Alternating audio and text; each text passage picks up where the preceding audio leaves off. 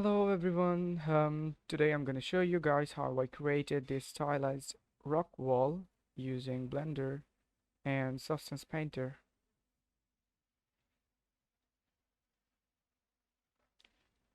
So first of all, I took a cube.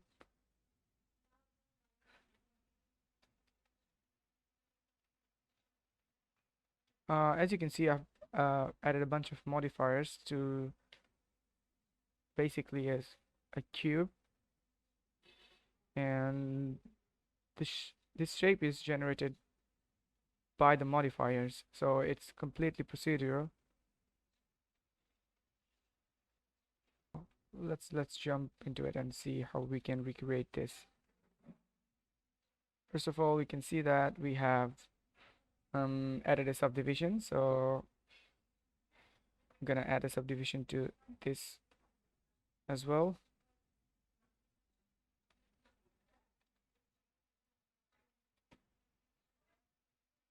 Let me enable the screencast keys. Wait a moment. Okay, I've enabled the screencast key. So firstly, I'm gonna rescale this to match sort of the dimension of the wall.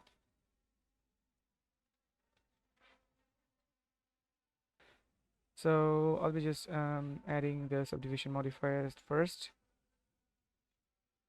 How many subdivision we have? We have 6 subdivision. Let's add 6. All right, then what next? We have a displacement modifier. Displacement modifier. I'll be creating a new texture. Let's see. The strength is 7 and the mid level is 0.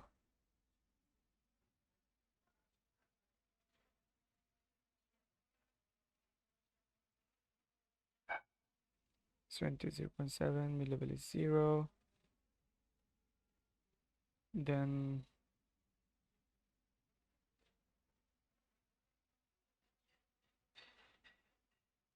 adding a new maybe it was a Musgrave. Let me see. Yes, it was a Musgrave.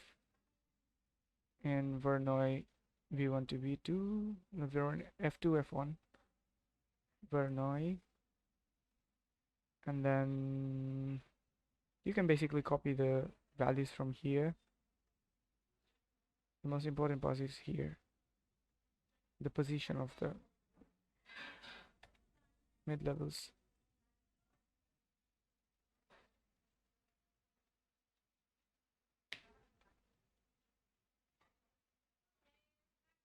Size is 4.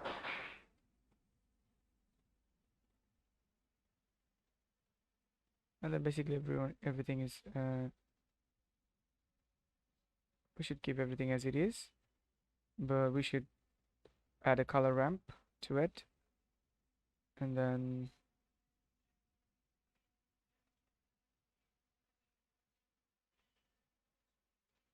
you know what, I think we should apply all the transforms. Yes, we should apply the transforms. So the mid levels are at 0.234, 0.234.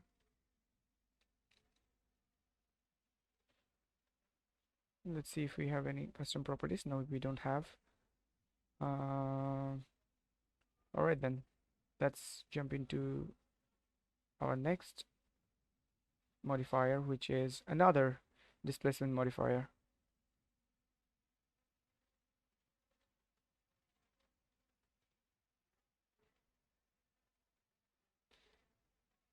Zero 0.5, 0.1. Oh, wrong modifier, sorry, my bad.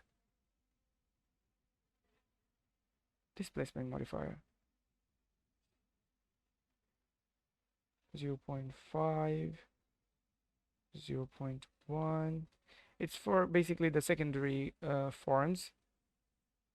So the first displacement modifier is the primary forms, like the big chunks of the rocks. And the second displacement is for the breakdowns, and the secondary forms.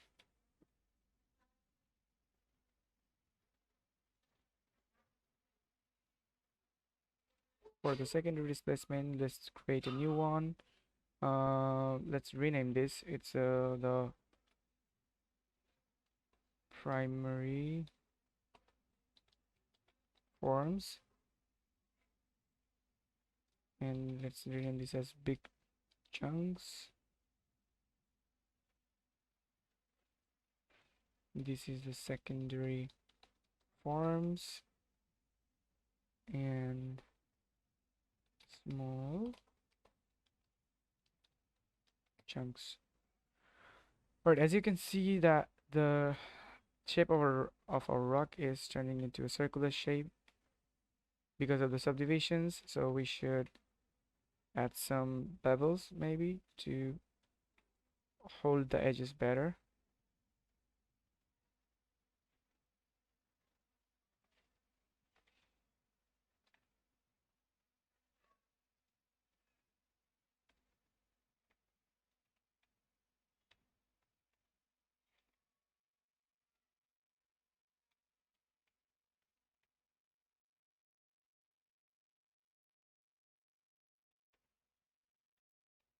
Also, we should apply the transformation and scales. Okay.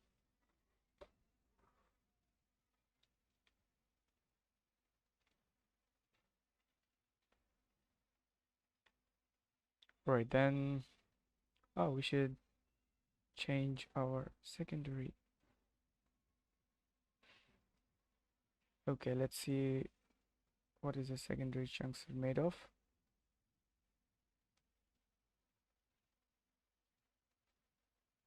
It's also a Musgrave. It's also a Verna F2 F1. It's also multifactorial. Okay, we should make it 3.0. And then 2.3. Basically everything else looks kind of similar.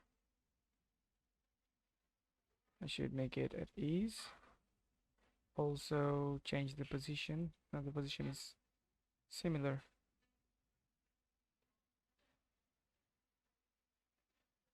Okay. Right? Next off, we should create add a decimate modifier to our object.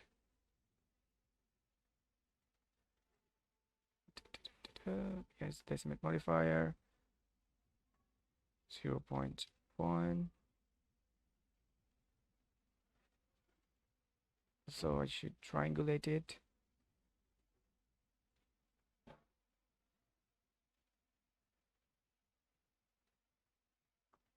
All right.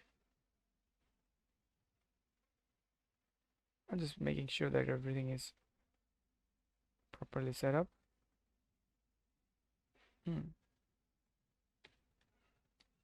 So we need some more modifiers. Done with displacement, then we need to add another displacement, but with a different factor. So, sorry, my bad, decimate modifier. But it would be planar decimate. And let me rename it.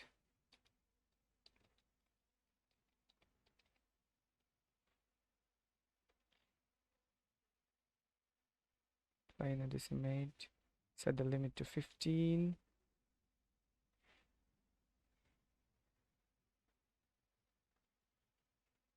And all bounds. Okay. Now let's see what else do you have here.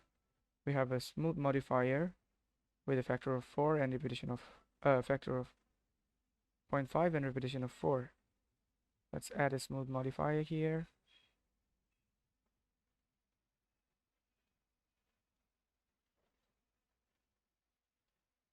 Ta-da, smooth modifier.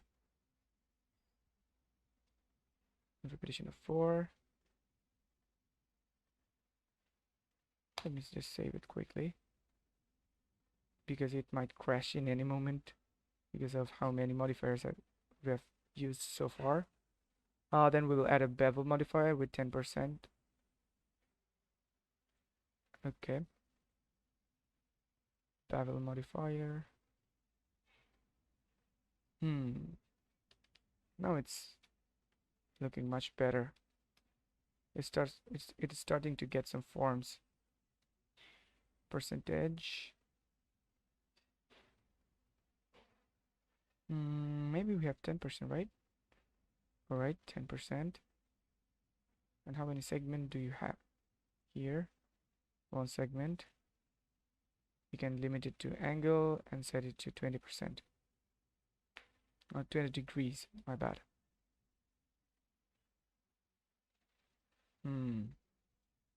It looks much more organic. Okay, we have a weighted normal after that with 50, weight as 50 and threshold at 0.01. Let's add a weighted normal. Weighted normal. 50. So everything is, we can keep it as it is. Yep, we can keep it as it is. And then we should add another triangulate modifier. Triangulate.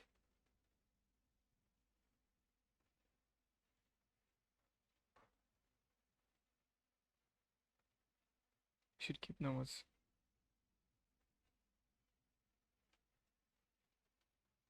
So that's basically it. This is how I created this model here.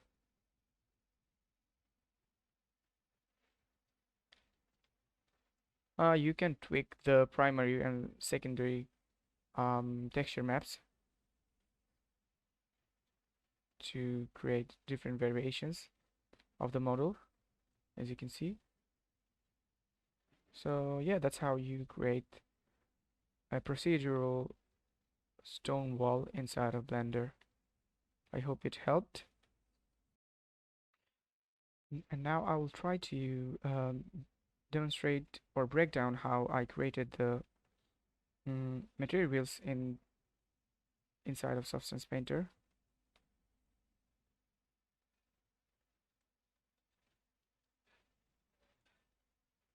So from my layers, you can see that I have tons of different materials. Most of them are pre-made materials from here. For example, I've used a bone stylized.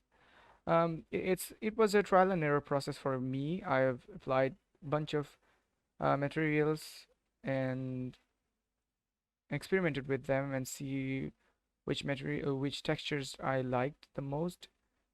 So as you can see here are 1, 2, 3, 4, 5, 6, 7 different materials here, and then I have used masks to separate them, and then hand painted each stone manually to have a better control over the process, you know. So it's a lengthy process, but it's the only way to make it natural and more believable.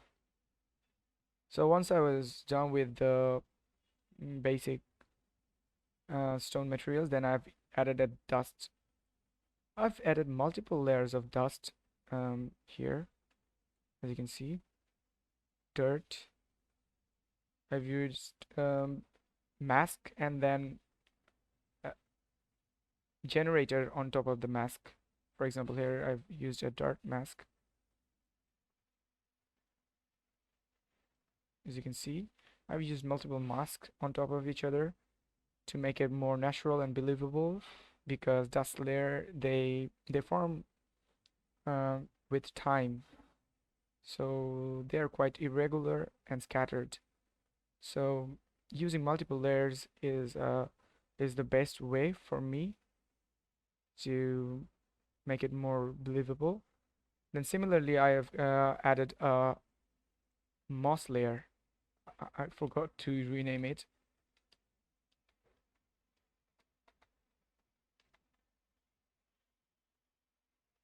So I've added moss layer and especially used the moss layer on top of the stones, which resembles soil.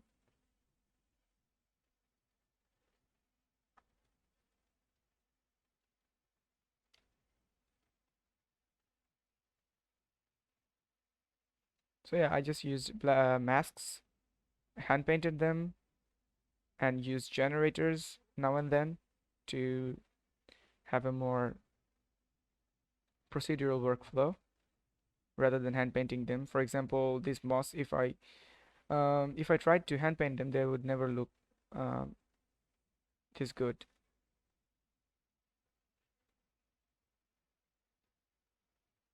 So it's better to use procedural mask generators sometimes in your workflow.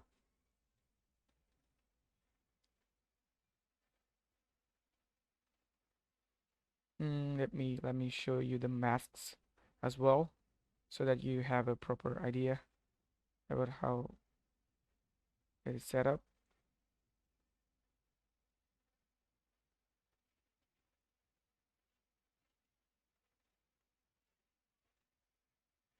Oh, the base color. My bad. Mask. Here's the moss mask. Let's see how with this.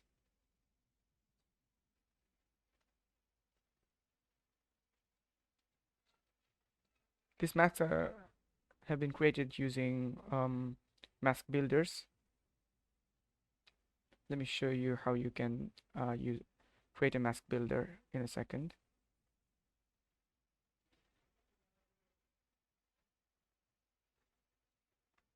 For example, this is my another dirt layer, for example. And let's keep it white for the tutorial.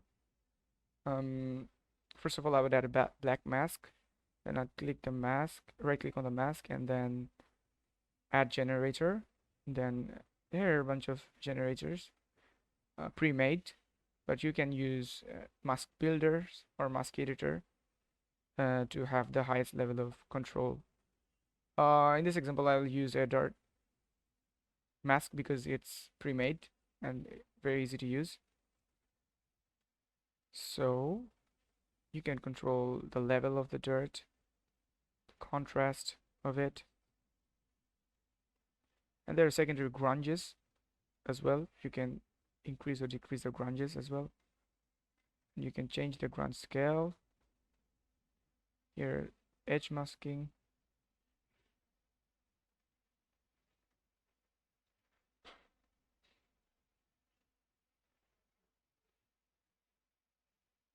So yeah, this is how you add different layers on top of each other.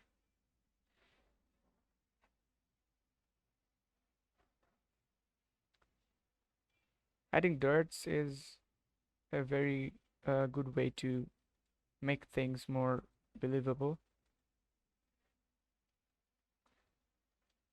So yeah, that's it. That's my breakdown. If you have any questions, you can ask me at any times.